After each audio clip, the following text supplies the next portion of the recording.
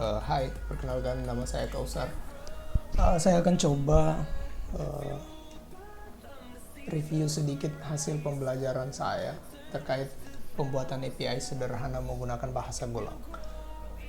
Di sini awalnya API ini dibuat karena ingin mengerjakan tugas saya di salah satu mata kuliah, yaitu sistem informasi, dan akhirnya kami dibagi berdasarkan tim, dan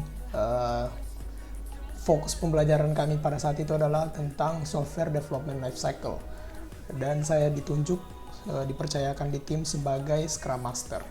Dan akhirnya karena saya sebagai Scrum Master, hal yang pertama saya lakukan adalah diskusi terlebih dahulu terkait apa yang ingin kami buat, yang kemudian kami dibagi menjadi beberapa bagian. Ada product owner, kemudian Scrum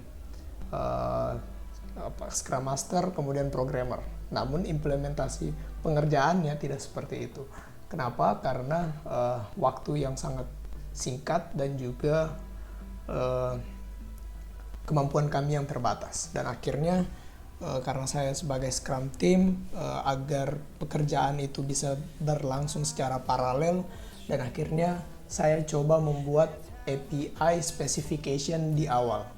Jadi kami coba menyepakati beberapa spesifikasi dari beberapa endpoint yang akan menjadi MVP dari aplikasi kami. Namun aplikasi ini sudah sangat banyak improvement dari saya sendiri. Saya belajar banyak dari aplikasi ini, dan akhirnya API specification-nya itu sudah kurang lebih jauh berkembang. Yang awalnya hanya sekitar 4 endpoint, dan sekarang sudah mungkin lebih dari 13 endpoint, karena ada beberapa yang tidak didokumentasikan. Nah, kita akan coba lihat API specification-nya. Nah, API specification itu saya buat pakai Swagger, Open API. Nah, di sini ada 13 endpoint yang didokumentasikan, namun sisanya itu masih ada sebenarnya beberapa endpoint yang saya tambahkan belum lama ini. Nah, di sini kalau kita lihat, karena kita mainnya di localhost, kita main di localhost port 3000, kemudian prefix API versi pertama. Nah, ini sudah seperti saya pernah lihat di beberapa seperti GitHub, kemudian referensi yang lainnya terkait penulisan dari path atau path API-nya. Di sini juga kami implementasi, awalnya itu implementasi yang sederhana seperti account, post account, page account yang belum punya yang namanya autentikasi. Dan akhirnya saya coba kembangkan dengan menggunakan autentikasi. Nah, sehingga kalau dilihat dari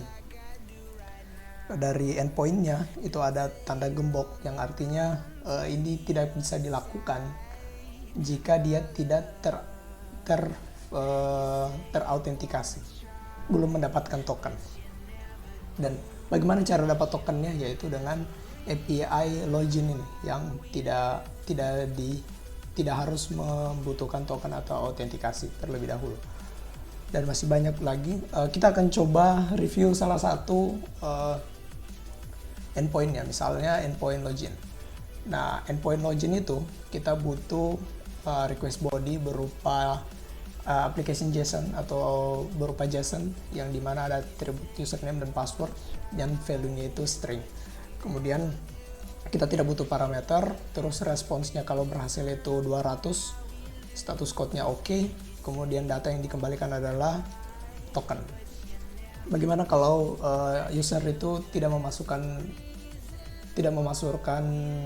username atau password atau empty username?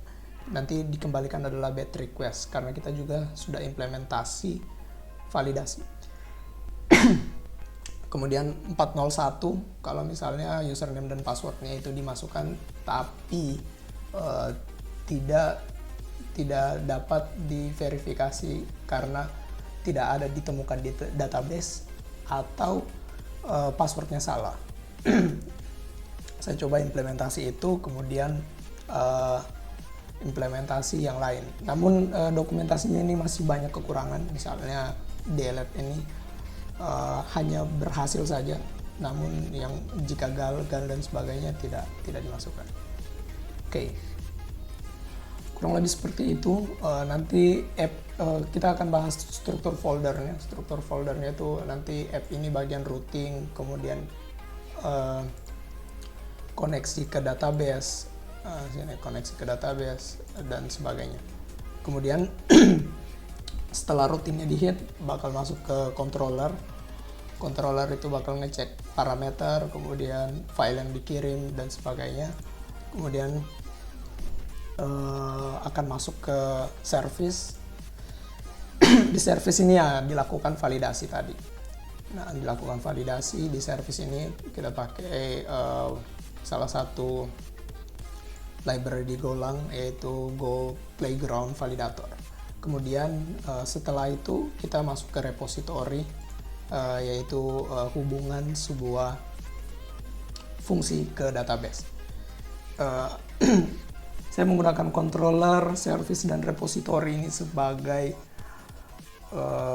struktur folder atau pattern. Kenapa? Karena sebenarnya bisa dilakukan semua di controller, namun kodenya begitu besar, filenya itu akan begitu besar ketika tidak dipecah.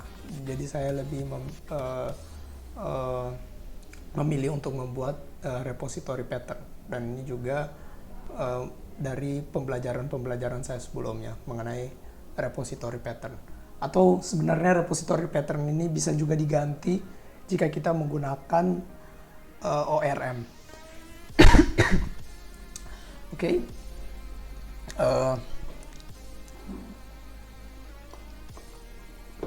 Nah, kemudian di sini juga ada entity. Entity ini adalah representasi dari database. Misalnya destination create. Ketika kita membuat sebuah database, ketika kita membuat si destinasi, kita harapannya adalah akan memasukkan semua ini. Sedangkan web ini adalah request dari webnya yang akan masuk. Kita berharap dia akan berisi seperti ini, structure yang berisi seperti ini, kemudian divalidasi. Oke, kemudian ada exception. Tujuannya untuk handling error.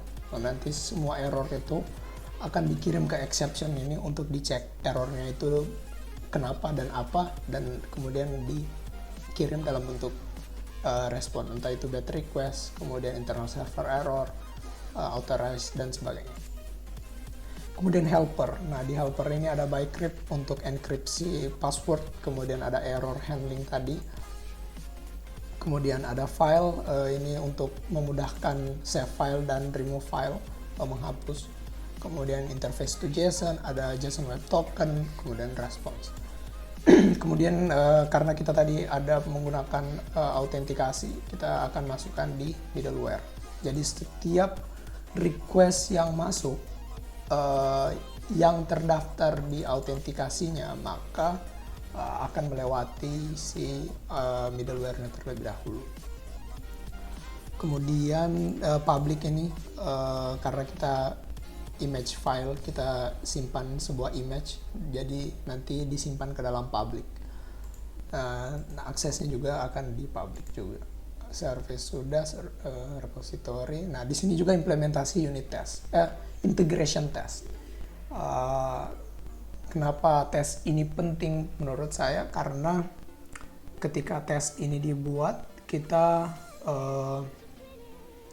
bisa ekspektasinya kita itu jauh lebih terukur. Misalnya kita ekspektasi kalau misalnya user itu tidak memasukkan password yang benar, maka 401 akan dikembalikan. Nah, kurang lebih seperti itu. Jadi kita mencoba beberapa kemungkinan agar tesnya itu bisa dijalankan. Kemudian juga tapi saya belum menggunakan TDD dalam pembuatan ini.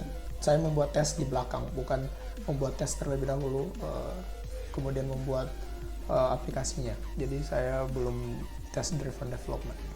Kemudian saya juga pakai Docker untuk kontainerisasi biar memudahkan orang-orang menjalankan aplikasi ini agar ketika berbeda environment kita bisa lakukan Docker membundle dalam sebuah kontainer dan kontainernya dijalankan. Kemudian di sini juga ada env otomatis untuk menyembunyikan environment, dan di sini ada example-nya kalau misalnya nanti. Oke, kemudian di sini kurang Gomod dan Gosam yaitu library yang digunakan. Kemudian ada manual test API, ini pakai HTTP client di VS Code. Kemudian ada readme-nya belum diisi. Kemudian ada main.go. Main.go ini karena kita pakainya procedural, di Go itu kan procedural, tapi kita bikin behaviornya seperti OOP yang dia punya sebuah buat kontrak, kemudian ada layaknya method di dalam kelas. Nah, jadi kita bikin interface atau kontrak yang kemudian di dalamnya itu ada method-method yang akan diimplementasi, kemudian kita implementasi di new destination repository. Ini adalah dependency injection-nya, sedangkan implementasinya di sini. Nah, kita juga melakukan dependency injection. Kemudian di sini kita coba ini dependency injection itu dilakukan di sini, dan kita akan coba main-main dengan tes aplikasinya. Nah, di sini untuk tes itu saya pakai tes bawaan dari Golang. Tapi kalau misalnya kita pakai Node.js kan itu biasanya kita harus install library lagi seperti JS. Nah, di Golang itu untungnya sudah ada tersedia tesnya, sehingga kita akan lebih mudah untuk tidak perlu terlalu ribet lagi untuk melakukan setup. Nah, di sini misalnya kita bikin tesnya itu kita setup tes DB-nya dulu. Sini ada travel app test, ini nama database-nya, kemudian ambil load dari environment, dia akan keluar dari satu directory, kemudian ini kita enkripsi dulu untuk dimasukkan database, kemudian kita setup router dan kita akan coba tesnya. Nah, di sini tes login sukses. Nah, kita harapannya karena dimasukkan itu adalah admin username-nya dan password-nya itu admin123, maka username dan password ini ketika dimasukkan harusnya berhasil sukses. Misalnya kita akan lakukan request, kemudian responsnya itu akan response code-nya itu harusnya 200, kemudian si responsnya itu harus kita rubah dulu karena ini dalam bentuk belum dalam bentuk JSON. Nah, jadi kita JSON unmarshal, kemudian akhirnya kita dapat value dari si responsnya, yaitu berupa status code-nya 200 dan mengandung status oke. Oke, kita akan coba. Nah, ini berhasil, dan kalau misalnya kita lihat di sini ada yang tidak berhasil, itu kenapa? Karena misalnya ini tes mana ya yang gagal itu. Nah, ini tes admin create new user. Nah, kalau kita lihat admin itu berhasil login. Dia login, misalnya di sini dia login terlebih dahulu untuk membuat untuk dapat token. Nah, setelah dia berhasil, dia itu mau buat si usernya. Permasalahannya adalah saya belum update tesnya, unit test, integration testnya. Sebenarnya di sini kalau kita lihat di entity, kemudian web, untuk membuat sebuah destinasi itu dibutuhkan untuk membuat operator itu dibutuhkan satu lagi atribut atau satu lagi atribut, yaitu position. Nah, sedangkan yang dimasukkan di sini, dimasukkan dalam tesnya itu hanya name, username, password, sehingga yang ekspektasinya awalnya itu berhasil, sekarang dia gagal karena tidak sesuai dengan struct yang ada. Dan juga sangat banyak testing yang gagal karena saya tidak update. Nah, ini bisa dilihat.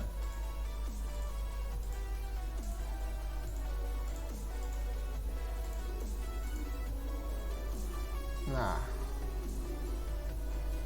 tes apa ini yang berhasil? Coba kita cek.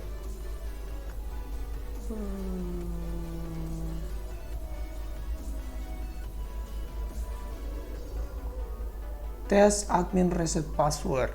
Nah, ini tes admin reset password. Tes admin reset password unauthorized. Oke.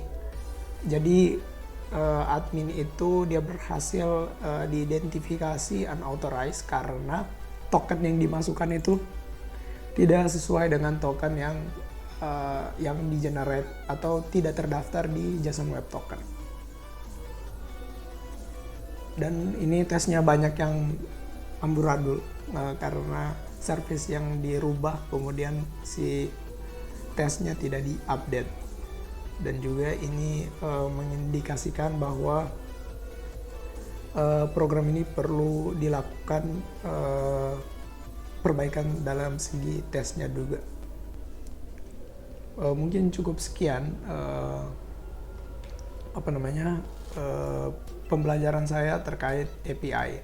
Nanti code-nya ini bisa dicek, dan juga ada beberapa API yang sudah saya buat bisa dicek. Terima kasih.